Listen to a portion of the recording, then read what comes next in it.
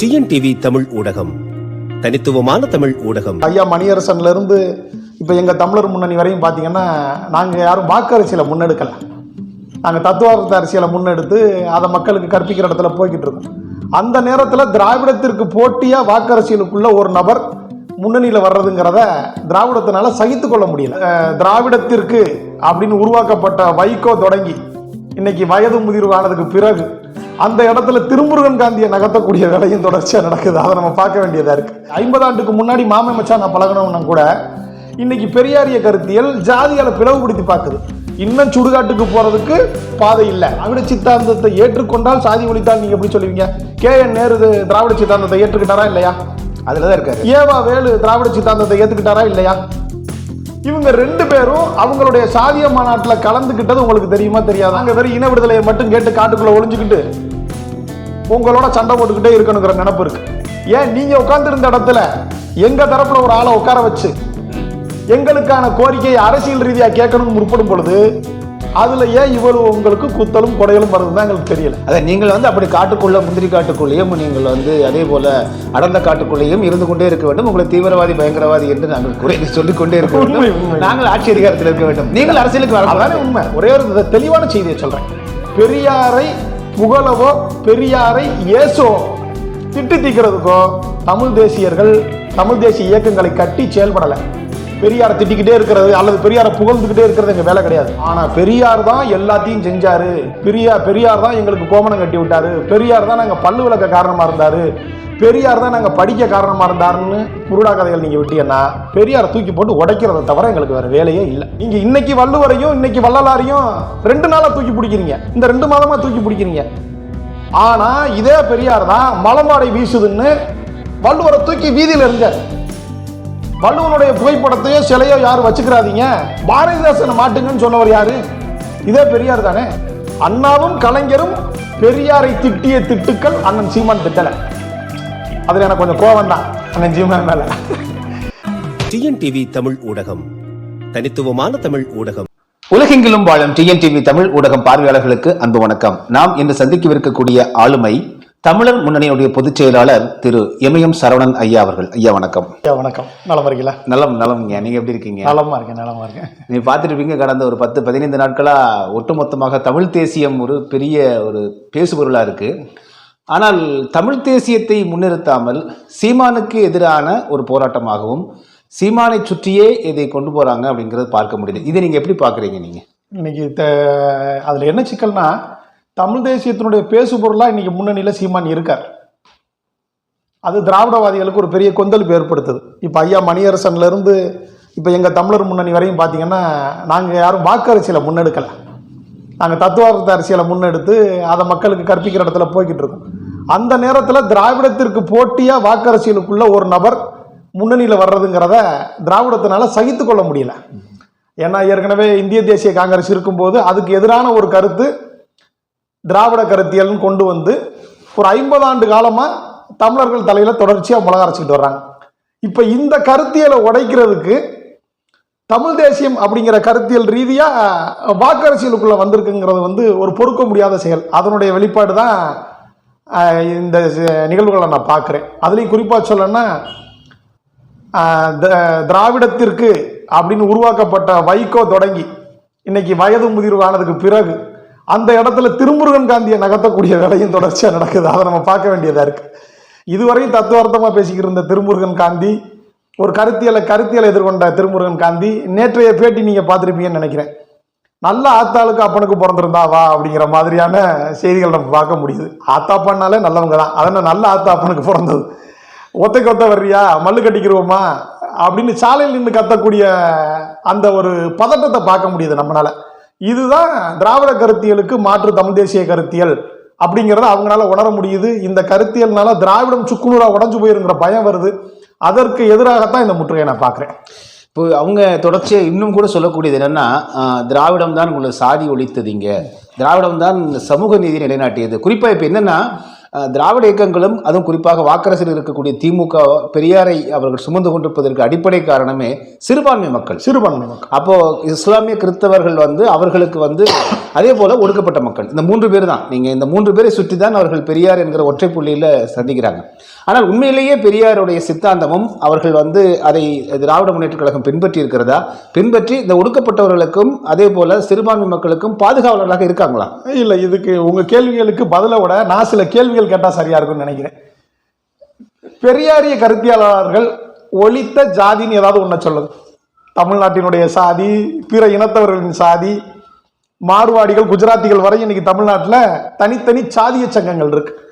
எடுத்துக்காட்டுக்கு சொல்லணும்னா எங்க பகுதி தேவகோட்டையில் சாதிய சங்கம்னே ஒன்று பெருசா இருக்காது. சாதிய நில உடைமை இருக்கும் பொழுது கூட சாதிய சங்கங்கள் கிடையாது. ஆனா இன்னைக்கு சாதிய சங்கங்களும் சாதிய கொடிகளும் தென் மாவட்டம் முழுவதும் சாதிய வீரியங்களும் எப்படி இருக்கிறத நீங்க பார்த்துருப்பீங்க. 50 ஆண்டுக்கு முன்னாடி மாமே மச்சான் நான் பழகணும்னா கூட இன்னைக்கு பெரியாரிய கருத்தியல் ஜாதியால பிளவுபடுத்தி பார்க்குது. இன்னும் சுடுகாட்டுக்கு போறதுக்கு பாதை இல்லை, இன்னும் சாதிய முரண் வெட்டி சாச்சுக்கிறது, சாதிக்கு எதிராக நிற்கிறதுங்கிற இந்த வன்மம் தொடர்ச்சியா இருக்கு. பெரியார் ஒழித்த ஜாதி அல்லது பெரியாரியவாதிகள் ஒழித்த ஏதாவது ஒரு ஜாதியினுடைய பெயர் நீங்க சொன்னீங்கன்னா ஆமா ஜாதி ஒழித்தார் பெரியார் ஏத்துக்கிறேன். 1008 கோயில்கள் தமிழ்நாட்டில் இருக்கும் பொழுது இங்கெல்லாம் ஒழிக்காத ஜாதியை வைக்கத்துல போய் ஒழிச்சுக்கிட்டு இருக்கிற பெரியார், கேரளத்துல போய் ஒழிச்சுக்கிட்டு இருக்கிற பெரியார், தமிழ்நாட்டில் ஏதாவது ஒழித்த ஒரு ஜாதி நான் நேரடியாவே கேட்கிறேன். இப்ப கள்ளர், மறவர், அகமுடையர், தேவேந்திர குல வேளாளர், கோனார், வெள்ளாளர்னு எக்குப்புக்கான ஜாதிகள் தமிழ்நாட்டில் பார்க்குறோம். இதுல அவர் ஒழித்ததா ஏதாவது ஒரு ஜாதியை நீங்க அடையாளம் காட்டுங்க. உண்மையிலே பெரியார் ஜாதி ஒழித்தார், அதுல ஒன்றும் மாற்றம் கிடையாது. இப்போ என்னன்னா, நான் ஒரு சிறுபான்மை மக்களாக அதனுடைய ஒரு உறுப்பினராக ஒடுக்கப்பட்ட மக்களின் உறுப்பினராக எனக்கு என்ன பயன்னா, பாஜக உள்ள வந்துடக்கூடாது, பாஜக உள்ள வந்துடும் தோழர் அப்படிங்கிறத கடந்த 2021 திமுக முன்வைத்தது. அதே போல சிறுபான்மை மக்களுக்கும் ஒரு பிரச்சனை தான். ஒரு வேளை தமிழ் பாஜக உள்ள வந்துடக்கூடாது. சரி, பாஜகவை உள்ள கூட்டிட்டு வந்தது யாருன்னு சொல்லுங்க. பாஜகவினுடைய கட்சியில மத்தியில கூட்டணியில அங்க வகிச்சது யாருன்னு சொல்லுங்க. பாஜக அது நீங்க ராஜதந்திர ரீதி ஒரு மாநில அரசு மத்திய அரசோடு கூட்டணி நீங்க அப்ப இந்த இது மாதிரி சொல்றீங்க. ராஜதந்திரங்கிறது எப்படி பெரியார் அவர்கள் ராஜாஜியை பிடிச்சி தொங்குனத ராஜதந்திரம் சொல்றீங்களோ அதே ராஜதந்திரத்தை பயன்படுத்தி நேற்றைய நிகழ்வுல முதல்வர் மு க ஸ்டாலின் அவர்கள் எஸ்.வி. சேகர்ங்கிற ஒரு பிராமணிய வலுவா பிடிச்சி நிற்கக்கூடிய ஒரு பிராமணியத்துக்கு எந்த நேரம் ஆதரவு தெரிவிக்கக்கூடிய எஸ்.வி. சேகருடைய அப்பா பெயரை சூட்டினது உட்பட. இப்ப திராவிடம் சொன்னா பார்ப்பானியம் உள்ள வந்துடும். இந்த திராவிடமே பார்ப்பானிய தலைமையா பேர் வைக்குதே, தெருவுக்கு பேரு. நீங்க கலைஞர் வைக்கும் போது நாங்க எதிர்த்து சண்டை போடுறோம். கலைஞர் என்னையா செஞ்சாரு இந்த தமிழ்நாட்டுக்குன்னு கேட்கக்கூடிய நிலைமையில இருக்கிறவங்க ஆரியர்களுடைய பெயரை இந்த கலைஞர் வாரிசுகளே சூட்டுறாங்க. இதை எப்படி பார்க்க சொல்றீங்க? இல்ல, இது நீங்க எஸ்.வி. சேகர் சாதி ஒழித்த ஒரு பார்ப்பனர் ஆயிட்டாரு. அவர் திராவிட சித்தாந்தத்தை ஏற்றுக்கொண்டாரு, நம்ம ஏன் எடுத்துக்கூடாது? இல்ல, திராவிட சித்தாந்தத்தை ஏற்றுக்கொண்டால் சாதி ஒழித்தால் நீங்க எப்படி சொல்லுவீங்க? கே.என். நேரு திராவிட சித்தாந்தத்தை ஏற்றுக்கிட்டாரா இல்லையா? அதுலதான் இருக்காரு. ஏவா வேலு திராவிட சித்தாந்தத்தை ஏத்துக்கிட்டாரா இல்லையா? இவங்க 2 பேரும் அவங்களுடைய சாதிய மாநாட்டில் கலந்துகிட்டது உங்களுக்கு தெரியுமா தெரியாதா? வருடா வருடம், 1 வருடம் 2 வருடம் கிடையாது, வருடா வருடம் அவங்க நடத்தக்கூடிய அந்த ரெட்டிகள் மாநாடு, நாயுடுக்கள் மாநாடுல இவங்க 2 பேரும், அப்புறம் KKSSR நினைக்கிறேன், இந்த 3 பேரும் தொடர்ச்சியா சாதியில போய் என் ஜாதிக்காரன்னா நீ என்னை தைரியமா பாரு, உனக்கு நான் வேலை தர்றேன்னு சொன்னது உட்பட நம்ம காணொலிகளாகவும் பார்க்கிறோம். அதுக்கான ஆதாரங்கள் இருக்கு. இப்ப திராவிட சித்தாந்தத்தை ஏத்துக்கிட்டாச்சு, சாதியை ஒழிச்சிருக்கணும்ல. கடைசி வரையும் ராஜாஜி பெரியார நாயக்கர்வால் அப்படிதான் கூப்பிடுவார். அது உங்களுக்கு நல்லாவே தெரியும். அதை சீர்திருத்த படமா பெரியார்னு சத்யராஜ் வச்சு எடுக்கும் பொழுது கூட அதை காட்சிப்படுத்தி இருக்கீங்க. குறைந்தபட்சம் தமிழ்நாடு அரசு என்ன செஞ்சிருக்கலாம், பெரியார்னு சொல்லி இருக்கலாம். ஆனா அந்த இடத்துல கூட ராஜாஜி சந்திச்சுட்டு போற மாதிரியான ஒரு காட்சி வரும். அந்த காட்சியில என்ன நாயக்கர்வால் அப்படின்னு கேட்கக்கூடிய அந்த வார்த்தை பதத்தை பயன்படுத்த வேண்டிய தேவை எங்க இருந்துச்சு? அப்ப நீங்க ஒழிக்கிற சாதி நாயக்கர்கள், ரெட்டியார்கள், ராஜுக்கள்லாம் கிடையாது, தமிழ் சாதிகள். அப்படித்தானே? தமிழர்கள் ஒழிப்பு, தமிழ் சாதி ஒழிப்பு, தமிழ் இன ஒழிப்பு, தமிழ் அடையாளங்கள் ஒழிப்பு, தமிழ் தத்துவங்கள் ஒழிப்பு, தமிழ் மறைகள் ஒழிப்பு, மொத்தத்துக்கு தமிழ் இன அழிப்பு. அதுதான் திராவிடத்துடைய சித்தாந்தம். சொல்லுங்க, நாங்க அதுக்கு எதிராக கிளம்புறதுக்கு தயாரா இருக்கோம். இப்போ நீங்கள் சொல்கிறீங்க, என்ன இருந்தாலும் நாங்கள் தமிழ் சமூகம், தமிழ் தேசியம்லாம் சொல்கிறீங்க. ஆனால் எங்களுக்கு ஒடுக்கப்பட்ட மக்களுக்கும் அதே ஒரு சிறுபான்மை மக்களுக்கும் திராவிட மொழி சிறுபான்மை மக்களுக்கும் ஒரு பிரச்சனை இருக்குது. ஒருவேளை நாளைக்கு பாஜக வந்துட்டா, நீங்கள் தமிழ் தேசியம் ஆட்சியில் இருந்தால் நீங்கள் தமிழ் தேசியர்கள் பாஜகவை எப்படி எதிர்கொள்வீங்க? திராவிடம் என்று இருந்தால் தான் எதிர்கொள்ள முடியும். இதுவரையும் நாங்கள் எதிர்கொண்ட ஒரே விஷயம், திராவிடர்களை தனியாக நாங்கள் எதிரிகளாகவோ திராவிட சித்தாந்தத்தை மட்டும் குறை சொன்னவர்களாகவும் இல்லை, ஆரிய திராவிடம் சேர்த்து தான் சொல்கிறோம். ஆரியத்திற்கு மாற்றா உள்வரக்கூடிய திராவிடம் ஒன்றும் இல்லை. வஉசிய நீதி கட்சிக்கு வரணும்னு சொல்லும் போது ஐயா வஉசி இதே ஈவேரா பெரியார் அவர்களுக்கு தெளிவான ஒரு பதில் சொல்றார். ஏன் நான் நீதி கட்சி வரணும், நீங்க ஏன் எல்லாரும் காங்கிரஸ் விட்டு வெளியில போறீங்க? அதுக்கு பெரியார் முன்வைக்கிறது என்னன்னா, காங்கிரஸில் பார்ப்பனர் ஆதிக்கம் கூடிவிட்டது, அதனால நீங்க நீதி கட்சிக்கு வந்து பார்ப்பனர் இல்லாத ஒரு இயக்கம் உருவாக்கணும்னு சொல்லும் போது ஐயா வஉசி தான் சொல்றாரு, இப்படி பார்ப்பனருக்காக பயந்து பயந்து ஒவ்வொருத்தரா கட்சி விட்டு போறதை விட்டுட்டு பார்ப்பனர் அல்லாதவர் எல்லாரும் காங்கிரஸ்குள்ள வாங்க, இங்க பார்ப்பனர்களை வெளியேற்றுவோம் சொன்னாரா இல்லையா? அதுதானே சித்தாந்தம். இந்த நம்ம ஊர்ல ஒரு பழமொழி சொல்லுவோம்ல, மூட்டை பூச்சிக்கு பயந்து வீட்டை கொளுத்துறதுன்னு. எப்படி கல்லை ஒழிக்க வேண்டும் என்பதற்காக தென்னை மரத்தெல்லாம் வெட்டி சாய்க்கிறதுங்கிற பகுத்தறிவுல இருக்கிற உங்கள்கிட்ட போய் பார்ப்பனர்களை ஒழிக்கிறத பத்தி உங்க சித்தாந்தம் தான் சரின்னு சொன்னா அது எப்படியா இருக்கும்? நீங்க ஒரு எடுத்துக்காட்டு கொண்டேன்னு சொல்றேன். இங்க ஐயர்கள் அறியப்படுற பிராமணியர்கள், பார்ப்பனர்கள் கூட கிடையாது, பிராமணியர்கள். இந்த பிராமணியர்களுக்கு எதிராக களமாடுனது தமிழர்கள் மட்டும்தான். எடுத்துக்காட்டுக்கு சொல்லணும்னா, இங்க பிராமணியர்கள் குடும்பி வச்சு பூஜைகள் செய்யும் பொழுது ஆதீனங்கள் மொட்டை அடிச்சுக்கிட்டு இருந்தாங்க. நீங்க நாமம் போடும்போது பட்டை அடிச்சு சைவத்தை வலியுறுத்தி நின்னாங்க. நீங்க பூணல் போடும் பொழுது இங்க ருத்ராட்சம் போட்டாங்க. நீங்க வடக்குல இருந்து கடவுள்களை இறக்குமதி செய்யும் பொழுது இங்க முருகனை சைவ மதத்தினுடைய அடையாளம் நிறுத்தினாங்க. உண்மையிலே சொல்லுங்க, யாரு பிராமணிய எதிர்ப்பாளர்கள்? தமிழர்களா திராவிடர்களா? முழுக்க முழுக்க ஆரியத்தையும் திராவிடத்தையும் ஒரு சேர எதிர்த்து தமிழினத்தினுடைய பெருமையை நிலைநாட்டுவதற்காக போராடக்கூடியவர்கள் தான் தமிழ் தேசியர்கள், தமிழ் தேசியவாதிகள். இப்போ இன்னொன்றும் ஒரு பொதுவாக ஒரு இதாக வைக்கும், நீங்கள் பேசுறதெல்லாம் தமிழ் தேசியமே கிடையாது, நீங்கள் இப்போ கலிய பெருமாளும் அதே போல அவர்கள் தான் தனிநாடு கேட்டாங்க, அப்போ தமிழ் தேசியம் என்றால் தனிநாடு தானே, அப்போ நீங்கள் பேசுறது என்ன தேசியம் என்கிறதா ஒரு இது ஒரு ஆழமான பார்வையில் இல்லை, பொதுவாக மக்களிடம் ஒரு பரப்பக்கூடிய ஒரு பரப்புரையா இருக்கு. இதற்கு உங்களுடைய பார்வை என்ன, இது பற்றிய பார்வை? அதுல ஒன்றும் மாற்று கருத்து இல்லை. இனத்திற்கான விடுதலை தான் அது, தமிழினத்திற்கு மட்டும் இல்லை. காஷ்மீரிகளுக்கு காஷ்மீரி வேண்டும், பீகாரிகளுக்கு பீகாரி வேண்டும், தெலுங்கர்களுக்கு தெலுங்கு நாடு வேண்டும், கன்னடர்களுக்கு கன்னடம் வேண்டும், மலையாளிகளுக்கு கேரளம் வேண்டும். அதெல்லாம் எந்த மறுப்பும் கிடையாது. எனக்கு இன்னைக்கு பசிக்கு வயிறு நிறைய உணவு எடுத்துக்கிட்டு இருக்கேன், நாளைக்கு காலையில கறி எடுத்து தும்பேன். இன்னைக்கு ஏன் கறிச்சோறு திங்களேன்னு எங்களை கேட்கக்கூடாது. நாளைக்கு ஆடு அறுப்போம், கோழி அறுப்போம், கறிச்சோறு தும்போம். அதுவரையும் பட்னியா கிடங்கிறது ஏதாவது முறையான சொல்லலாம்? அது வரைக்கும் நீங்க திராவிடத்தை சார்ந்திருக்கலாம்ல.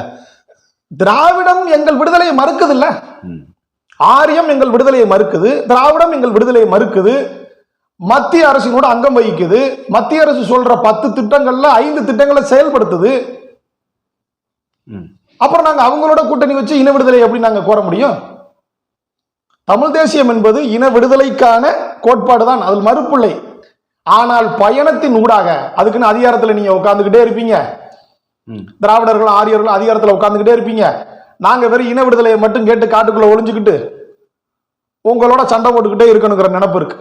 ஏன் நீங்க உட்கார்ந்து இருந்த இடத்துல எங்க தரப்புல ஒரு ஆளை உட்கார வச்சு எங்களுக்கான கோரிக்கையை அரசியல் ரீதியா கேட்கணும்னு முற்படும் பொழுது அதுல ஏன் இவ்வளவு உங்களுக்கு குத்தலும் கொடைகளும் வருதுன்னு எங்களுக்கு தெரியல. அதை நீங்கள் வந்து அப்படி காட்டுக்குள்ள முந்திரி காட்டுக்குள்ளேயும் நீங்கள் வந்து அதே போல அடர்ந்த காட்டுக்குள்ளேயும் இருந்து கொண்டே இருக்க வேண்டும், உங்களை தீவிரவாதி பயங்கரவாதி என்று நாங்கள் குறைந்து சொல்லிக் கொண்டே இருக்க வேண்டும், நாங்கள் ஆட்சி அதிகாரத்தில் இருக்க வேண்டும், நீங்கள் அரசியலுக்கு வர உண்மை. இந்த 2 திராவிட கட்சிகளும் மாறி மாறி ஆயுதமேந்தி போராடின போராளிகளை கொன்று குவித்தது யார்? இன விடுதலை கேட்கும் போது குறைந்தபட்ச ஆதரவாவது அந்த இன விடுதலை போராளிகளுக்கு கிடைச்சிச்சா? கேட்கறதுல என்ன தப்பு இருந்துச்சு? உயர்நீதிமன்றத்தில் தமிழ், நீதிமன்றத்தில் தமிழ் கேட்டா, பள்ளிகளில் தமிழ் கேட்டா, வழிபாட்டு தலங்களில் தமிழ் கேட்டா, வீதிகளில் தமிழ் கேட்டா, வணிக நிறுவனங்களில் தமிழ் கேட்டா, தமிழ் கேட்டா தீவிரவாதி. நீங்க திராவிடம் ஏதோ இல்லாத ஒரு பொருளை போய் கேட்டுக்கிறீங்க. உங்களை நாங்க என்ன சொல்றதுன்னு தெரியல. தமிழ்னு பல்லாயிரம் ஆண்டு காலமா இருக்கக்கூடிய மொழியின் பெயரால் நாங்க ஏதாவது கேட்டா தீவிரவாதி. இல்லாத ஒரு பொருளை தூக்கிக்கிட்டு திராவிடம்னு வச்சுக்கிட்டு அதன் மூலியமா எல்லாத்தையும் நீங்க சாதிக்க நினைச்சீங்கன்னா இது அதோட மோசமான தீவிரவாதம் தான் சொல்லணும். தீவிரவாதம் கூட கிடையாது, பயங்கரவாதம் தான் சொல்லணும். சிந்து சமவெளி நாகரிகத்தை திராவிட நாகரிகம் அப்படின்னு ஐராவத மகாதேவன் ஒரு அதிலே நிறுத்திட்டார். கீழடி வந்து திராவிட நாகரிகம்னாங்க. அப்புறம் சங்க இலக்கியங்களுக்கு திராவிட இலக்கியங்கள் என்று பெயர் சூட்டினாங்க. ஆனால் கடந்த 2 நாட்களா வள்ளலாரையும் வள்ளுவரையும் வந்து களவாடுவதற்காக ஒரு கூட்டம் தயாராகி கொண்டிருக்கிறது. ஒவ்வொரு தமிழனும் அரணாக இருந்து பாதுகாக்க வேண்டும் அப்படிங்கிற முதலமைச்சர் நேற்று பேசுகிறார். இன்று என்ன சொல்றாருன்னா 5300 ஆண்டு காலத்துக்கு முற்பட்டதை இரும்பு நாகரிகத்தை தமிழர்கள் தான் கண்டுபிடித்தார்கள்ன்றார். கடந்த 2-3 நாட்களாக அந்த திராவிடர் என்ற சொல்லையே அவர் பயன்படுத்தல. இது நீங்க எப்படி பாக்குறீங்க? இல்ல, பயன்படுத்த முடியாது. அதுக்கான காரணம் என்னன்னு சொல்லிடுறேன் உங்களுக்கு. பெரியார் தமிழர்கள் காட்டு மிராண்டிகள் சொன்னதுக்கான ஆதாரங்கள் எல்லார்ட்டையும் இருக்கு. அதுல ஒரு வார்த்தை சொல்றாரு பெரியார், 3000 ஆண்டுகளுக்கு முன்னாடி நான் காட்டு மிராண்டியா தாண்டா தெரிஞ்சிருப்பேன், உனக்கு எங்கே அறிவு இருக்க போகுதுன்னு பெரியார் பேசுனது காணொலி வாயிலாக ஆதாரங்கள் இருக்கு. 3000 வருடத்துக்கு முன்னாடி நீ காட்டு மிராண்டி பையதான் ஆணித்தரமா சொல்றாரு. ஆனா இன்னைக்கு கண்டுபிடித்திருக்கக்கூடிய கண்டுபிடிப்பா முதல்வர் நமக்கு அறிவிக்கிறது என்ன தெரியுமா? 5300 ஆண்டுகளுக்கு முன்பாக இரும்பை உருக்கி ஆயுதங்கள் செய்யக்கூடிய அறிவை பெற்றிருந்தவர்கள் தமிழர்கள். இது திராவிடர்களே சொல்றாங்க. இல்ல, அதாவது சொல்றேன், அறிவை பெற்றிருந்தவர்கள் தமிழர்கள் என்று முதல்வர் அறிவிச்சிருக்காரு. அந்த முதல்வர் அறிவிச்சதை பாத்தீங்கன்னா அதுக்கு வணங்குறதா சிரிக்கிறதான்னு தெரியல. நீங்க சொல்ற மாதிரி 2 நாட்களுக்கு முன்னால் வரையும் திராவிடம் பேசினவங்க தமிழனினுடைய அடையாளம், தமிழின் அடையாளம், தமிழ் இனத்தின் அடையாளம், தமிழ் மொழியின் அடையாளம், தமிழ் நிலத்தின் அடையாளம்னு பேச ஆரம்பிச்சிட்டாங்க. இதுக்கு உண்மையிலே நாங்க பாராட்டுறோம். உண்மையை இன்னைக்கு தான் பேசுறீங்க. இந்த 2 நாளா தான் இந்த உண்மையை நீங்க பேசுறீங்க. அதுக்கான முக்கிய காரணம் நீங்க ஒண்ணு புரிஞ்சுக்கிறீங்க. இந்த பெரியார் மீது வெறுப்பு அப்படிங்கிறத நீங்க எங்க மீது காட்ட விருப்பப்படுறீங்க. ஒரே ஒரு தெளிவான செய்தியை சொல்றேன். பெரியாரை புகழவோ பெரியாரை ஏசோ திட்டு தீக்கிறதுக்கோ தமிழ் தேசியர்கள், தமிழ் தேசிய இயக்கங்களை கட்டி செயல்படலை. பெரியாரை திட்டிக்கிட்டே இருக்கிறது அல்லது பெரியாரை புகழ்ந்துக்கிட்டே இருக்கிறது எங்க வேலை கிடையாது. ஆனா பெரியார் தான் எல்லாத்தையும் செஞ்சாரு, பெரியார் தான் எங்களுக்கு கோமணம் கட்டி விட்டாரு, பெரியார் தான் நாங்க பல்லு விளக்க காரணமா இருந்தாரு, பெரியார் தான் நாங்க படிக்க காரணமா இருந்தாருன்னு புருடா கதைகள் நீங்க விட்டீங்கன்னா பெரியாரை தூக்கி போட்டு உடைக்கிறத தவிர எங்களுக்கு வேற வேலையே இல்லை. நீங்க இன்னைக்கு வள்ளுவரையும் இன்னைக்கு வள்ளலாரையும் 2 நாளா தூக்கி பிடிக்கிறீங்க, இந்த 2 மாதமா தூக்கி பிடிக்கிறீங்க. ஆனா இதே பெரியார் தான் மலமாடை வீசுதுன்னு வள்ளுவரை தூக்கி வீதியில் எறிஞ்சார். வள்ளுவனுடைய புகைப்படத்தையோ சிலையோ யாரும் வச்சுக்கிறாதீங்க, பாரதிதாசனை மாட்டுங்கன்னு சொன்னவர் யாரு? இதே பெரியார் தானே. நீங்க தூக்கி வீதியில் எறிஞ்சு, நீங்க தூக்கி சாக்கடையில் எறிஞ்ச வள்ளலாரையும் வள்ளுவரையும் நாங்க குளிப்பாட்டி இது எங்களுடைய தலைமைகள், எங்களுடைய தத்துவார்த்தவாதிகள், சாதியும் மதமும் பொய்யன ஆதியில் உணர்த்தி அற்புதஞ்சோதியை முடிஞ்சிச்சுங்க உங்க பெரியாரிய கோட்பாடு. சாதியும் மதமும் பொய்யன ஆதியில் உணர்த்தி அற்புதஞ்சோதியை நீங்க எத்தனை ஆண்டு காலம் இப்ப நின்றுக்கிட்டு நாங்க ஜாதியை ஒழிச்சோம், அதை ஒழிச்சு அதை ஒழிச்சோம், சாதி எங்களுக்கு தேவையில்லடான்னு போயிட்டான். சாதியும் மதமும் எங்களுக்கு பொய், அது மனித குலத்துக்கே தேவையில்லைன்னு போயிட்டான் வள்ளலார். அந்த வள்ளலாருக்கு பெருவழி மன்றம் இருக்கு. அந்த பெருவழி பாதையில தான் நாங்க கட்டடங்கள் கட்டுவோம், வணிக கட்டடங்கள் கட்டுவோம், வணிக நிறுவனங்கள் அமைப்போம்னு இந்த சாய்பாபா கோயிலை சுத்தி வர்த்தகர்களா உட்கார்ந்துருக்கான்ல, அது மாதிரி எங்க வள்ளலாரை சுத்தி உருவாக்குறதுக்கு இந்த திராவிட மாடல் முயற்சி பண்ணுச்சுன்னா வள்ளலார் நீங்களா காப்பாத்துறியா? ஆரியத்துக்கிட்ட இருந்து காப்பாத்தி கொண்டு வர்றேன்னு சொல்லி நீங்க வணிக பொருளா மாத்திரக்கு முயற்சி பண்றீங்க. வள்ளுவரை ஆரியத்துக்கிட்ட இருந்து காவி உடை உடுத்துனதுக்காக நாங்க கூட்டியாந்து கருப்பு உடை போட வைக்கிறேங்கிறிய. தமிழ்நாட்டினுடைய வள்ளுவரும் வள்ளலாரும் வெண்ணிற உடை அணிந்தவர்கள், காவியும் கிடையாது, அவங்க கருப்பும் கிடையாது. அதைத்தான் முதல்ல புரிஞ்சுக்கணும். நிச்சயமாக. இப்போ இதுவரையிலும் கடந்து வந்த தமிழ் தேசியம் என்பது ஒரு கரடுமுரடான பாதையாக இருந்திருக்கு. ஆனால் இப்போ ஒரு மிக வேகம் எடுத்து அடுத்த இளைய தலைமுறைகிட்ட போய் சேர்ந்திருக்கு. எதிர்காலத்தில் தமிழ் தேசியத்தினுடைய வளர்ச்சி எப்படிப்பட்டதாக இருக்குன்னு நினைக்கிறீங்க? வளர்ச்சி என்றால் அதனுடைய இயல்பு தான், அதனுடைய பரவல் எப்படிப்பட்டதாக நினைக்கிறீங்க? பேரியக்கத்தினுடைய ஐயா கீவே கூட ஒரு நூல் எழுதியிருந்தாங்க. 2 நாள் கழித்து அதை பற்றின விமர்சனம் செய்ய வேண்டியதுனால அதை படித்தேன். அதில் அழகான ஒரு பதத்தில் எழுதியிருந்தாங்க. என்னன்னு கேட்டீங்கன்னா, பழமைவாதத்துக்கும் மரபுவாதத்துக்கும் வேறுபாடு உண்டு. பழமைவாதம்ங்கிறது சாக்கடை மாதிரி தேங்கியே கிடைக்கும். தமிழர்கள் பழம்பெருமை பேசுகிறாருங்கிறது பொய். தமிழர்கள் என்னைக்குமே பழம்பெருமை பேசினவங்க கிடையாது, மரபு பெருமை பேசியவர்கள்.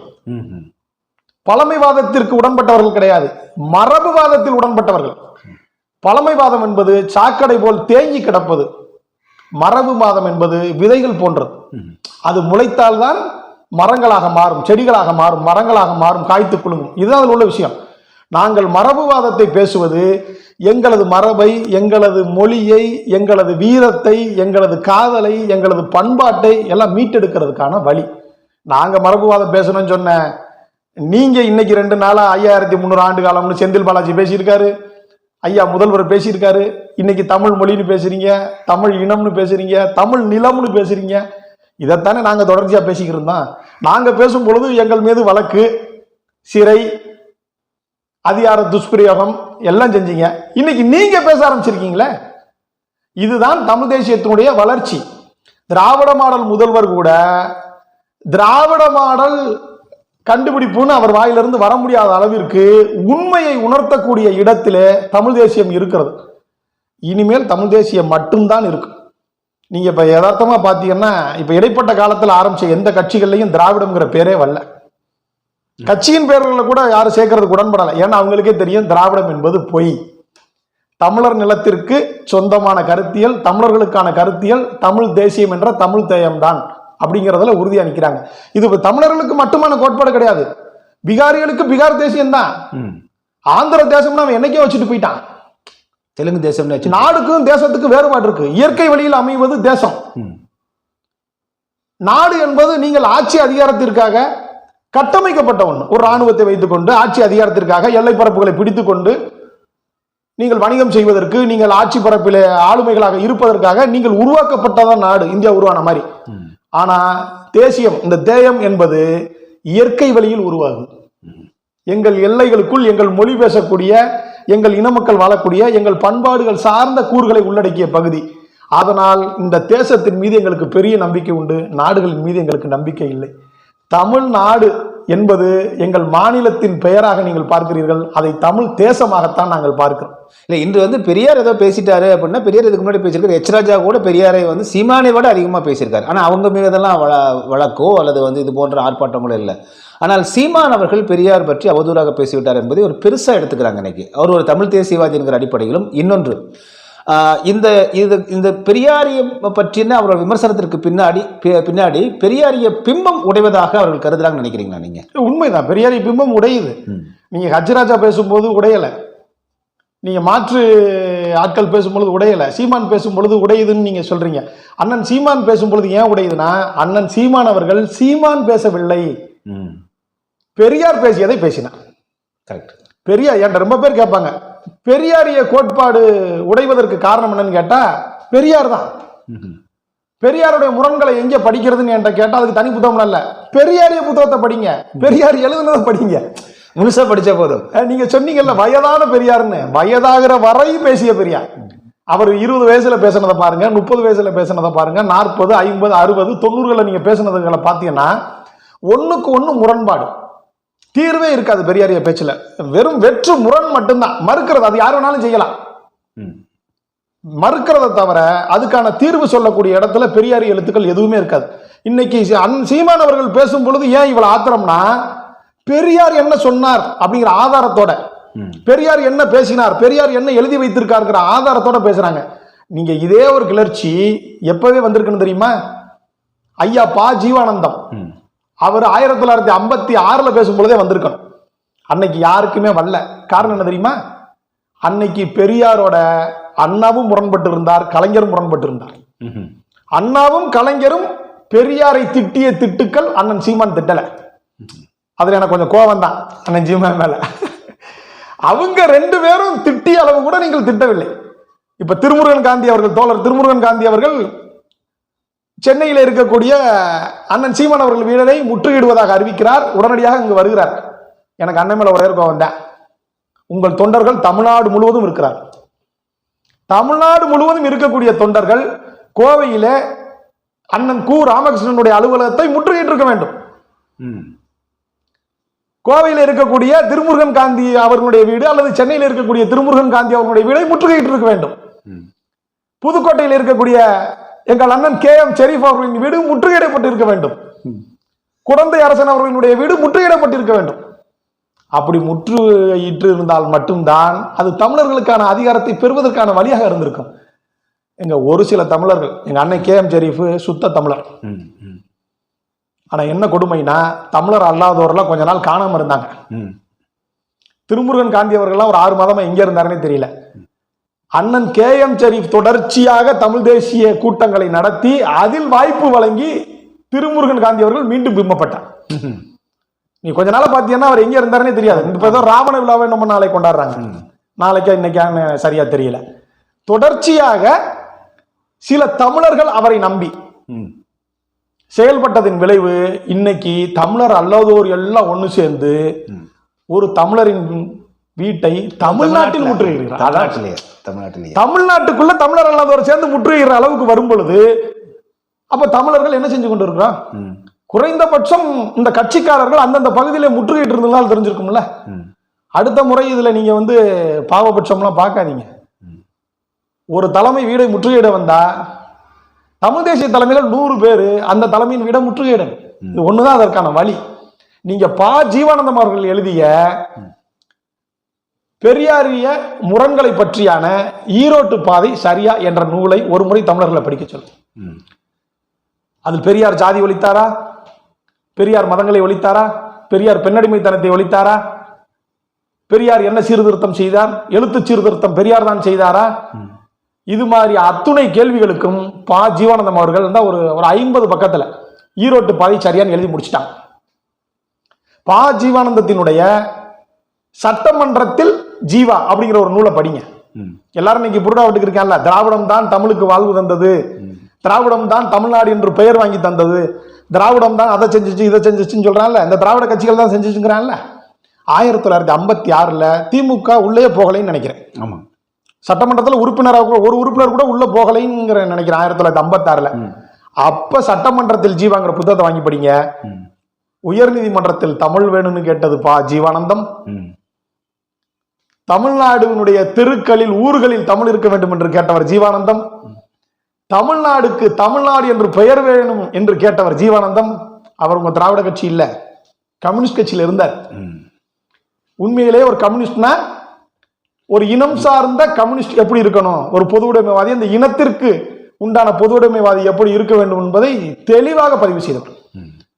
நீங்க மறுப்பு நாங்க சொன்னா இவ்வளவு கோபமா வீடு முற்றுகையிடுறீங்கல்ல, ஜீவானந்தம் சொல்லும் போது அப்பதான் திராவிடத்தினுடைய எழுச்சி, திராவிடத்தினுடைய வளர்ச்சி. யாருமே முற்றுகையோ எதிர்த்தரப்போ எதுவுமே பேசல. ஏன்னா அவ்வளவு உண்மைகள், செறிவான தெளிவான பதில்களை அவர் நமக்கு தந்து விட்டு போயிருக்கிறார். இன்னும் பெரியாரிய பிம்பம் தொடர்ச்சியாக உடையும். அதற்கு ஒரே காரணம், என் பின்னாடி பாருங்க, இருக்கிறதுலே பாதிக்கு மேல பெரியார் புத்தகம் தான் இருக்கு. அதை படிக்கத்தான் பெரியார் மேல முரண் வருது. பெரியாரை படிக்காம இருக்கும்போது கூட ஒரு மரியாதை இருந்துச்சு. பெரியாரை நாளுக்கு நாள் படிக்கும் பொழுது முரண்கள் அதிகமாகிட்டே போகுது. இதனாலதான் கி வீரமணி அவர்கள் எந்த புத்தகத்தை வெளியிடாம அமுக்கி வச்சிருக்காரு. இப்ப நான் இன்னொன்னு உங்கள்கிட்ட நான் கேட்க வேண்டியது இருக்கு. இப்ப அண்ணன் சீமான் அவர்கள் மீது வழக்கு பதிகிறாங்க. இது வழக்காடு மன்றம் வரட்டும், நீதிமன்றம் வரட்டும். நீதிமன்றத்துல நீ பொய்யும் பிராடியும் பேசுனன்னு நீதிபதி அவர்கள் சொல்லும் பொழுது, இல்ல இந்த பாருங்க ஆதாரத்தோட தான் பேசியிருக்கேன்னு சொல்லி அந்த வழக்குல இருந்து அண்ணன் அவர்கள் விடுதலை பெறும் பொழுது பெரியாரிய பிம்பம் உடையும். நான் என்ன கேட்கிறேன், நீங்க ஐயா முடியரசன் நூல்ல இருந்து கண்ணதாசன் நூல் வரையும் எல்லாத்தையும் அரசுடைமை ஆக்கிட்டீங்கல்ல. ஆமா, ஆனா என்ன பெரியார் நூல் ஆக்கலைன்னு கேள்விப்பட்டேன். ஆமா, ஆக்கல. அதுக்காக தான் உங்க குளத்தூர் மணியும் கூறாமலும் வெளியில வர்றாங்க. நீங்க ஏன் ஆக்கல? நீங்க நான் தயவு கூர்ந்து சொல்றேங்க, பெரியாரை எல்லாரும் படிக்கணும். பெரியார் எழுதின ஒவ்வொரு எழுத்துக்களையும் ஒவ்வொரு தமிழர்களும் படிக்கணும். பிரமொழியாளர்கள் ஒவ்வொரு தமிழர்களையும் படிக்கணும். பெரியாருடைய நூட்கள் அத்துணையும் அரசுடைமை ஆக்கப்படணும். அப்பத்தான் பெரியாரை திட்டணும். இன்னைக்கு இவர் விஸ்வா திட்டாரு, இமயம் சரணன் திட்டாரு, அண்ணன் சீமான் திட்டாரு அப்படின்னு இல்லாம ஒட்டுமொத்த தமிழ் சமூகமும் திட்டி காரி உமிழும். மிக்க நன்றி ஐயா. மீண்டும் மற்றொரு ஆளுமையோடு உங்களை சந்திக்கிறேன். அதுவரை நன்றி, அன்பு, வணக்கம். டிஎன்டிவி தமிழ் ஊடகம், தனித்துவமான தமிழ் ஊடகம்.